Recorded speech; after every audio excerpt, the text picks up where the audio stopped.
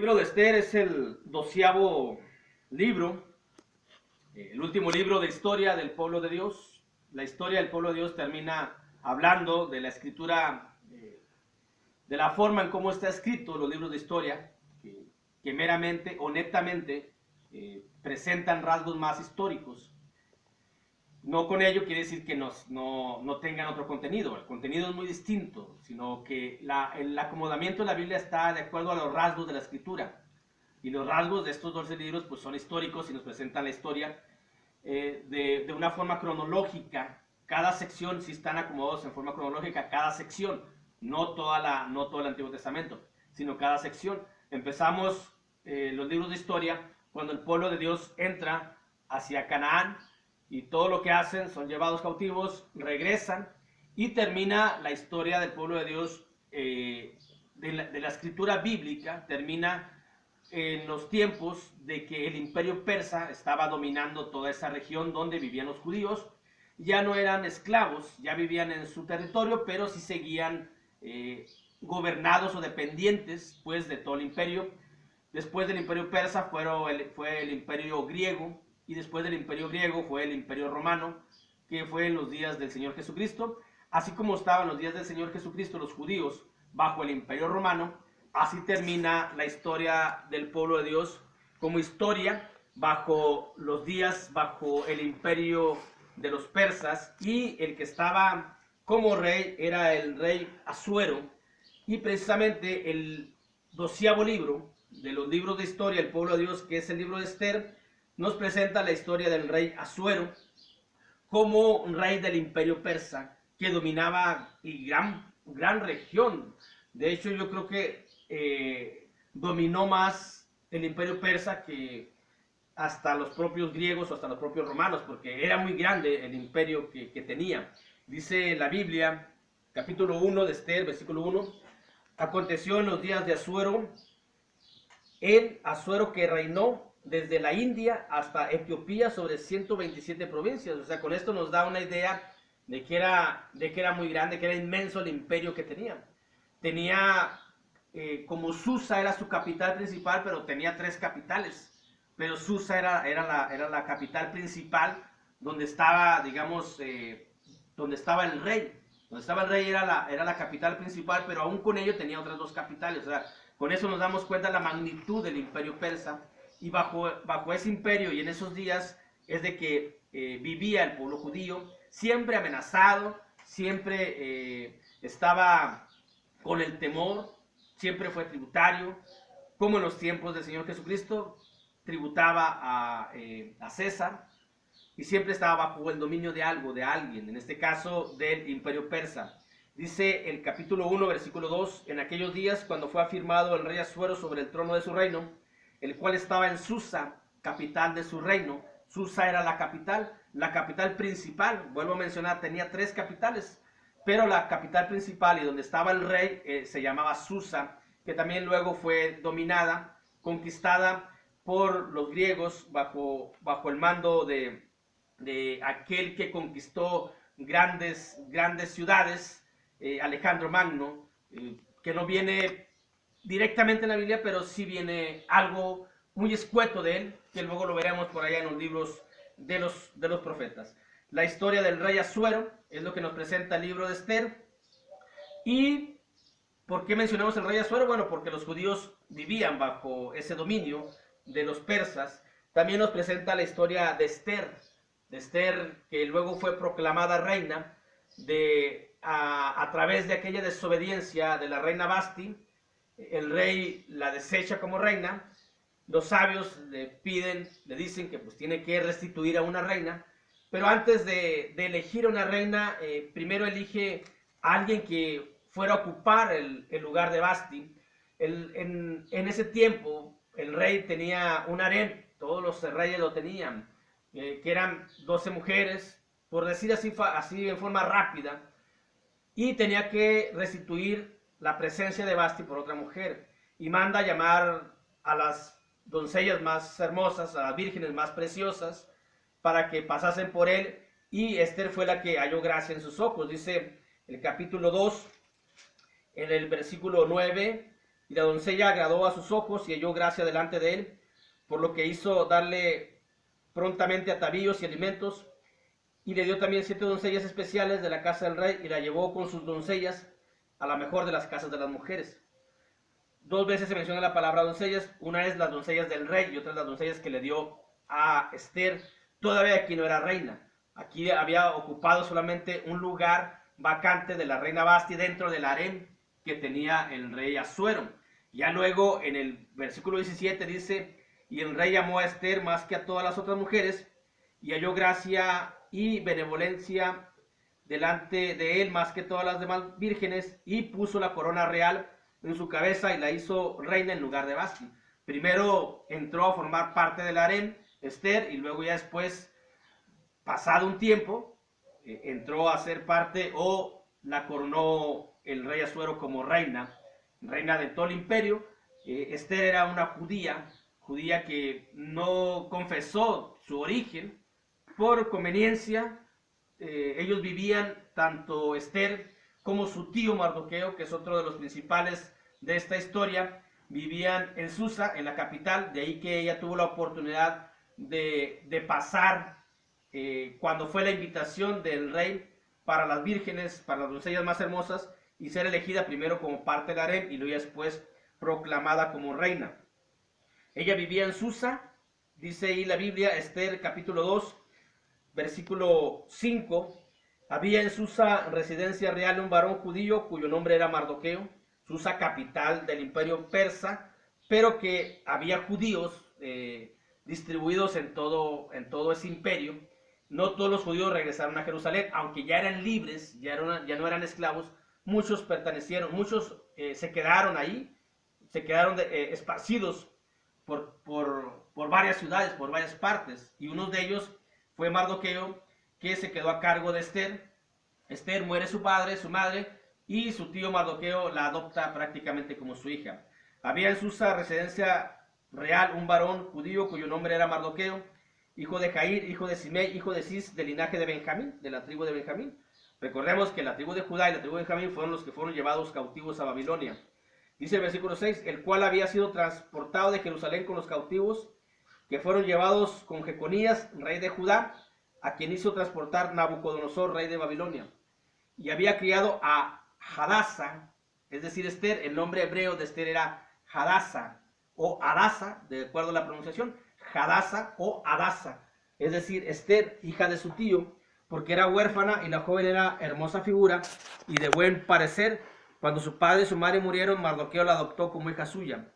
Sucedió pues que se divulgó el mandamiento y decreto del rey, y habían reunido a muchas doncellas en Susa, residencia real a cargo de Ajai. Esther también fue llevada a la casa del rey y al cuidado de Ajai, guarda de las mujeres. Y la doncella, y luego dice el versículo 10, Esther no declaró cuál era su pueblo, ni su parentela, porque Mardoqueo le había mandado que no lo declarase.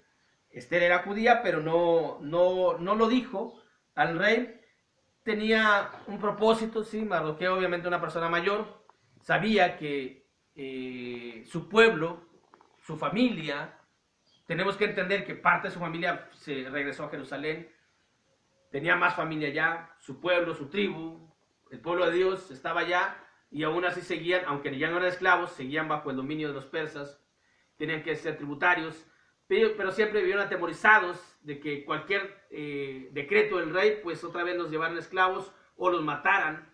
Así que, por conveniencia de Mardoqueo y de una forma inteligente, no quiso, le aconsejó a Esther que no dijese. Simplemente no mintió Esther, simplemente no lo comentó nada más. No se puede decir que sea una mentira. Lo que se puede decir es de que no comentó su origen. Y si no se le preguntó el origen, pues tampoco. Tal vez no parecía judía, parecía más persa, porque ella nació ahí. Ella no nació acá en Jerusalén. Ni siquiera Mardoqueo nació acá. Ellos nacieron ahí y adoptaron las costumbres de ellos. O sea, no era identificable como judía. De ahí que no se le tuviese que preguntar.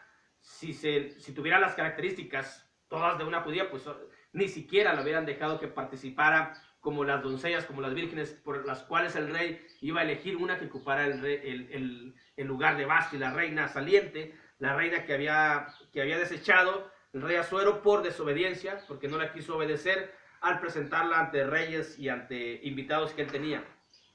Luego vemos la historia de Esther cuando ayuda al pueblo de Dios de aquel trama, de aquel engaño, de aquel egoísmo, de aquella superioridad de Amán. Amán era el principal de los ejércitos, uno de los principales de los ejércitos del rey Asuero. Y Amán, como el rey Asuero lo colocó en un lugar de privilegio, se le subió mucho, por mencionarlo así, y todas las personas que veían a Amán se inclinaban a Amán, se arrodillaban ante Amán. Y un día que pasa, delante de Mardoqueo el judío, Mardoqueo no se arrodilló, simplemente lo vio como un ser humano normal, y eso molestó mucho a Amán. Y de ahí Amán tramó toda una madeja, una historia, para obligar al rey de una manera que manipuló la mente del rey, manipuló muchas cosas, para que el rey hiciera un decreto de que se matase a todos los judíos de toda la región, de todas las regiones, solamente por ese capricho, solamente por ese enojo de Amán, de que Mardoqueo no se arrodilló ni se inclinó ante él. Y con eso provocó que el rey Asuero emitiera ese decreto, porque sí lo hizo, el rey Asuero sí emitió ese decreto, pero de ahí es donde entra la figura de Esther para ayudar al pueblo de Dios. En el capítulo 8 dice, en el capítulo 4 es donde vemos, en el capítulo 3 es donde vemos toda la maquinación que hizo Amán, y cómo el rey sí hace ese decreto, cuando menciona por ahí en el capítulo 3, a partir del versículo 9, ahí donde empieza a poner todo ello, las palabras del rey, en un decreto oficial, ahí podemos mencionar hasta un decreto oficial firmado y todo con el sello. Esther sabe, por Mardoqueo, todo lo que se pensaba hacer al pueblo judío.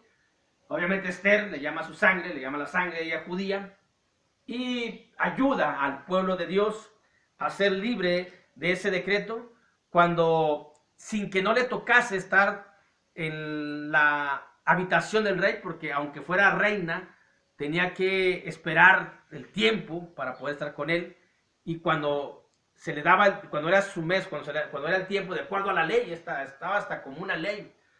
Pero ella, cuando ve que el tiempo apremia, dice, pues no me importa lo que pase con mi vida, yo voy a llegar. Dice ahí el versículo 16 del capítulo 4, ve y reúne a todos los judíos que se hallan en Susa y ayunad por mí, y no comáis ni bebáis en 3 días, y noche y día, yo también con mis doncellas ayunaré igualmente.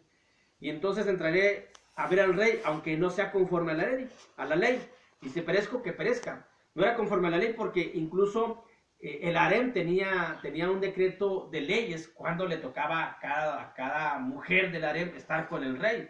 Y aunque Esther era la reina, no tenía el privilegio de estar siempre con el rey. Un privilegio según que ellos daban. El privilegio que tenía era que era reina y que figuraba como reina. Pero para poder estar con el rey tenía que esperar su tiempo. Entonces por eso dice, yo sé que es en contra del rey, pero pues así ni modo, si me mata, que me mate, pero yo voy a entrar a ver al rey. Pero cuando entra a ver al rey, por la belleza de Esther, era una mujer muy bella, el rey le dice que pida lo que quiera, una mitad del reino le puede dar, y Esther le hace una comida, que inviten a Amán, y se pide lo que quieras, no lo pide en esa vez, en ese primer banquete, lo hace hacer otro banquete, y es cuando pues le pide que ayude a su pueblo, al pueblo judío, porque Amán tramó todo esto, y es cuando el rey, en el capítulo 8, es cuando el rey Asuero hace un decreto a favor de los judíos para que quitasen todo aquello que él mismo había puesto por maquinación y por manipulación de Amán, todo porque Amán no se inclinó. Mardoqueo, hasta dónde llega el egoísmo, la superioridad de ciertos humanos, de ciertos seres humanos, a querer humillar a alguien nada más porque no le complacen en un deseo que él tiene.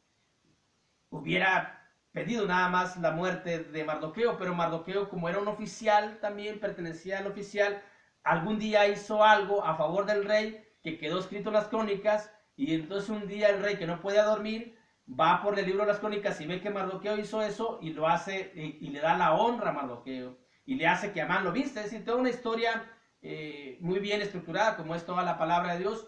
Y todo eso trae grandes aplicaciones espirituales que cuando veamos el contenido, la tipología, vamos a ver todo lo que significa. Aquí nos presenta la historia de Asuero, la historia de Amán, la historia de Mardoqueo, la historia principal, podemos mencionarlo, de Esther, cuando ayuda al pueblo de Dios a ser liberado de ese decreto que había emitido el rey por manipulación de Amán. Y cuando vemos la tipología de Amán, el tipo de diablo, vemos y vamos a ver todo lo que significa. Esther es una tipología obviamente de la iglesia, y así lo vamos a ir manejando, pero en el contenido. Aquí terminamos los 12 libros de historia.